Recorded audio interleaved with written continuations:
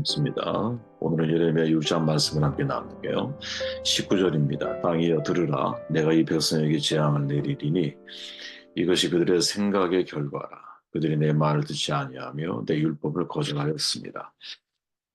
책임질 자유를 선택하십시오라는 제목으로 말씀을 할게요. 예레미야서 6장 선지자는 내가 이 백성에게 재앙을 내린다. 이것은 그들의 생각의 결과이다라고 선언을 하죠. 재앙의 원인은 하나님이 아닌 그들 탓이라는 말입니다. 선지자 예레미야의 메시지는 너희는 길에 서서 보며 옛적 길 곧 선한 길이 어디인지 알아보고 그리로 가라. 그리하면 너희 심령이 평강을 얻으리라. 17절에서 이렇게 말하죠. 옛적 길, 곧 선한 길은 모세와 사무엘이 전했던 바로 그 길, 하나님의 종들이 전했던 바로 그 길만이 참된 평강을 약속한다라고 이야기하고 있습니다. 그런데 이러한 경고의 선지자의 나팔 소리에 대해서 백성들의 반응은 한결같죠. 우리는 그리로 가지 않겠노라. 우리는 듣지 않겠노라. 이렇게 말을 하는 거예요. 하나님은 그들의 태도로 인하여 그들의 형식적으로 드리는 제사를 받지 않을 뿐만 아니라 20절에 보니까 또 그들에게 재앙을 내리시고 또 그들의 삶에 총체적인 장애물을 두실 것이다. 이렇게 말씀을 하고 있죠. 이 모든 결과가 하나님의 탓이 아니라 바로 그들의 탓이라는 거죠. 저는 중요한 질문 던지게 됐어요. 왜 우리는 자꾸 내가 잘못 살아온 것을 하나님을 탓하고 하나님을 원망하는 쪽으로 방향을 선회하고 더 쉽게 말하면 책임을 회피하고 적극적으로 반응할 때는 그 책임을 전가하려고 하는 회피는 약간 수동적인 표현이라면 책임 전가는 적극적인 행동이죠. 그죠? 이러한 모습을 왜 우리는 보이고 살아가고 있을까?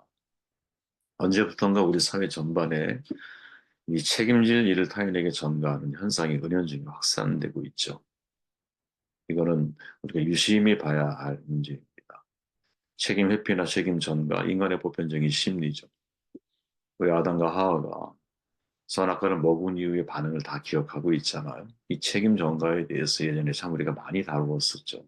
그죠? 창세기, 구약 말씀을 나눌 때 자신이 결정한 결과 좋지 않을 경우 또 과오를 인정하는 것도 물론 있겠지만 다른 사람에게 이것을 이제 잘못 실수를 넘기면서 나는 피하고 싶어 하죠. 그죠? 어떤 의사 결정이 집단적으로 이루어질 경우에 이런 현상 너무나 뚜렷하죠. 지금 우리가 탄핵 이후에 벌어지고 있는 국무위원들의 모든 모습들을 놓고 보면 뭐 더 이상 설명이 필요하지 않을 만큼. 근데 이런 게 심각해지면 어떤 문제가 터졌을 때 희생양을 찾잖아요. 희생양 신드롬이라고 그러죠. 누군가 한 명이 희생양을 다 잡아놓고. 그죠?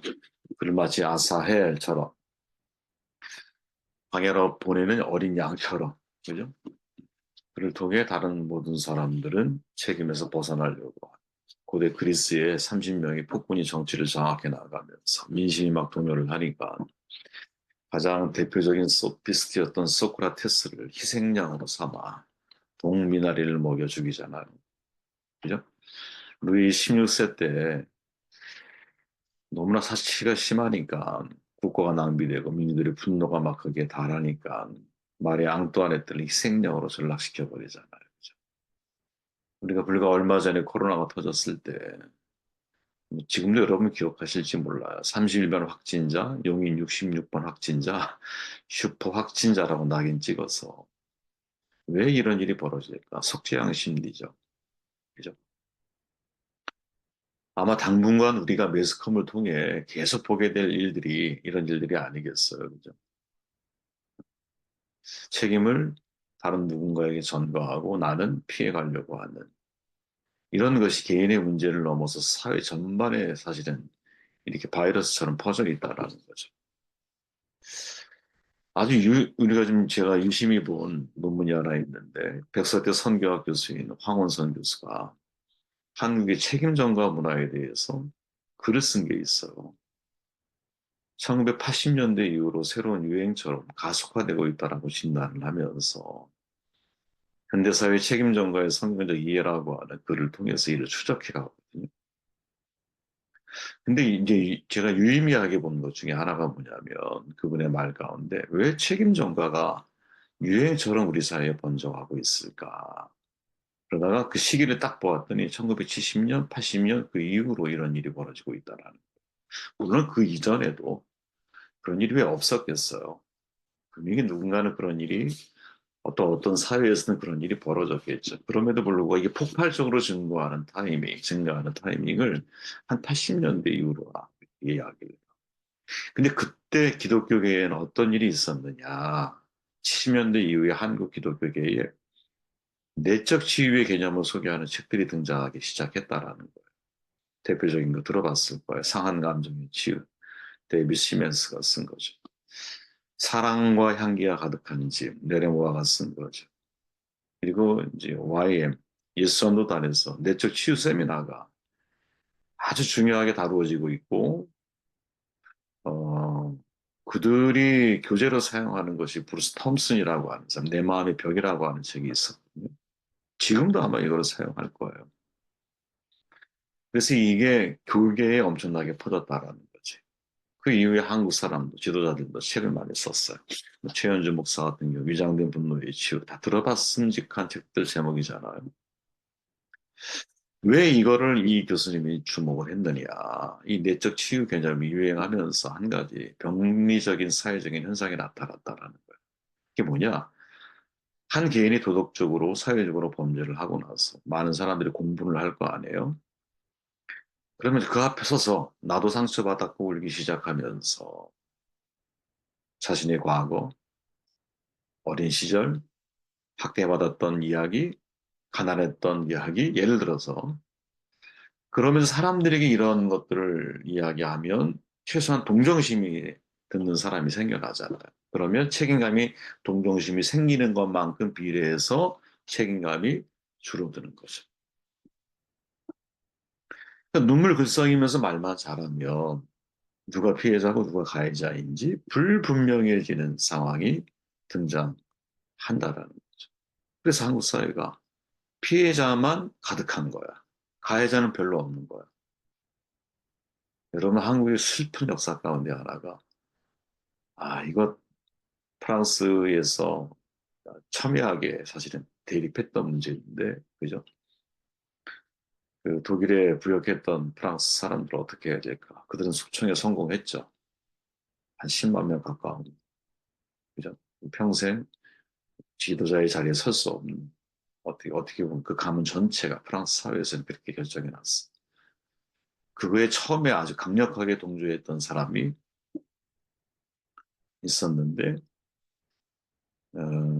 전에 제가 말씀드렸듯이 그 결과가 진행되어지는 과정을 보면서, 이게 결코 옳은 게 아니었구나. 그러니까 이게 되게 우리에게 있어서 스트레스를 주는 거예요.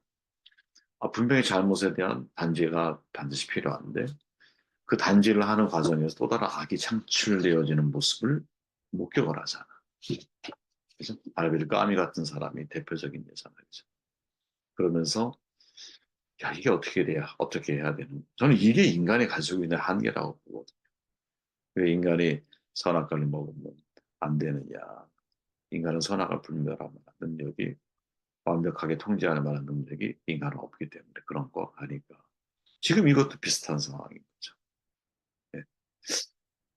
눈물을 잘만 흘리고 과거를 잘만 이야기하면 동정심이 생겨나는 것만큼 비례적으로 책임감이 줄어드는 현상. 이거를 목격했다는 거죠. 이런 사회가 사실은 이렇게 흘러왔다라는 거죠. 그래서 우리도 과거 친일파 청산하는 문제라든지, 물론 기도층에 있는 사람들이 그런 법적 조치를 취했기 때문에 어쩔 수 없는 것도 분명히 있겠지만, 우리는 이렇게 좀, 뭐랄까, 어, 용서를 구하는 입장의 가해자가 악어의 눈물이잖아요. 그죠? 그 눈물을 흘리면 뭔가 내 마음속에서 그 사람에 대한. 근데 그게 이제 속에 다른 목적을 가지고 만약에 그렇게 행동했을 때는 심각한 문제가 발생을 하는 거죠. 이 말이 맞는 거예요. 누가 피해자이고 누가 가해자인가. 그죠? 자, 국민들의 돈을 여러분 몇 조 예를 들어 횡령한 사람이 나와서 눈물을 글썽이며 자신의 가난했던 어린 시절의 이야기, 일찍 죽은 동생의 이야기 쭉 가면 일단 국민들의 동정을 사죠. 그죠?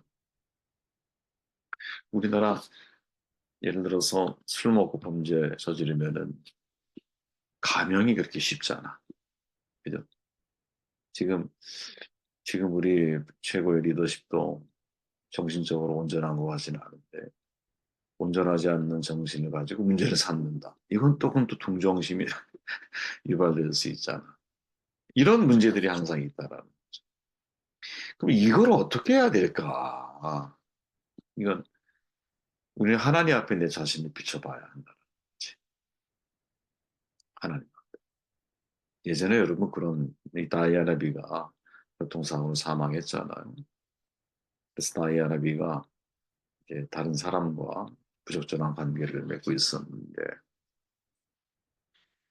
그 이유가 뭐냐면 그의 남편이 아주 다른 여성들하고 부적절한 관계를 막 맺고 있으니까 고통이 얼마나 심했겠어요. 본인도 너만 그러냐 나도 한번 해보자 뭐 이런 마음이 있을 수 있지. 그러다가 죽었어. 그 죽음에 대한 애도가 너무 사실은 확산되었죠. 그러면서 다이애나 비가 사실은 저질렀던 부적절한 관계에 대해서는 상대적으로 소멸되고 소리가 작아지고 동정심이 유발되어지는. 그러나 엄밀하게 말하면 만약에 하나님 앞에 서게 됐을 때 남편의 죄악이든 잘못이든 다이애나비의 잘못이든 이게 합리화시키고 미화될 수 있을까요? 없다는 거지. 책임은 각각 짊어져야 된다는 거지. 반드시 하나님 앞에 내가 책임질 때가 있을 거 아니에요. 그죠? 사도 바울이 말하지 않습니까? 주께서 가라사대 내가 살았노니 모든 무릎이 내게 꿇을 것이요 모든 여가 하나님께 자백하였느니라. 이러므로 우리가 각기 자기 일을 하나님께 직고하리라. 직고하리라. 베드로 똑같은 말하죠. 예비하신 자에게 직고하리라. 베드로는 4장 5절에서. 우리가 반드시 이럴 날이 분명히 있을 거거든. 그렇기에 이제 이 내적 치유라고 하는 것이 한국의 신드롬처럼 막 퍼져나가게 되면서 이 내적 치유의 핵심은 자기 감정을 치료하는 과정에서 사실은 책임져야 바로 그분에 대해서 자기가 스스로 책임지려고 하는 방향으로 사람들 유도하는 게 아니라 오히려 그 속에서 이 사람의 이제 뭐랄까요? 감정에 이 사람이 그 감정에 의해 이렇게 살아올 수밖에 없었던 삶의 패턴에 더 주목하게 만들면서 책임감에 대해서는 약화시키고 책임감을 흐리게 만들어주는 그러한 역할을 분명히 했다라는 거죠. 저는 굉장히 중요한 지적이라고 봐요. 그죠? 우리가 사람들이 잘못하면 용서를 해야 되잖아. 그러나 이제 용서한다라는 것이 가해자의 입장에서 놓고 볼 때 눈에는 눈, 내가 눈을 상하게 했으면 내가 눈을 뽑아버리려고 하는 각오가 내 마음속에 사실은 되어 있을 때 그때 여러분 그러니까 책임지려고 하는 마음을 가지고 용서를 구할 때 그때 그게 진짜 용서가 아니겠어. 그래서 여러분 상한 감정의 치유를 썼던 이 사람이 얼마 전에 낸 책이 탓이라고 하는 책을 다시 썼어요. 탓, 탓. 왜 이런 책을 썼을까? 그런 거죠. 모든 비극적인 상황 가운데서도 하나님의 주권적인 섭리, 그 하나님 앞에서 내가 올바른 태도를 가지고 내 감정 중요하지. 하지만 그 감정이 하나님 말씀보다 앞서지 않아. 감정을 핑계로 책임져야 할 부분들에 대해 책임지지 않으려고 하는 이 약해진 도덕적인 이, 이 부분들에 대해서 이야기하고 있는 것이죠. 그죠? 탓이라고 하는. 저는 그런 생각이 들었어요. 사람 여러분 누구나 다 자유가 있잖아. 인간은 자유가 있고 선택할 자유도 있고 선택할 것을 행할 자유, 행하지 않을 자유도 있어. 내 감정에 따라 여러분 어떤 내가 선을 행할 수도 있고 악을 행할 수도 있어. 그렇기 때문에 이 자유의지가 되게 존귀한 거야. 근데 여러분 이 자유의지를 가지고 내가 책임지려는 선택을 할 수도 있고요. 책임을 회피하려고 하는 선택을 할 수도 있거든. 아마 지금 어떻게 보면 지금 우리 사회에서 일어나고 있는 여러 가지 상황들은 여러분 이 문제에 대해서 계속적으로 우리를 도전하고 우리를 자극하고 우리가 어떤 선택을 해야 할지에 대해서 질문하시는 하나님의 음성을 들어야 되지 않겠는가.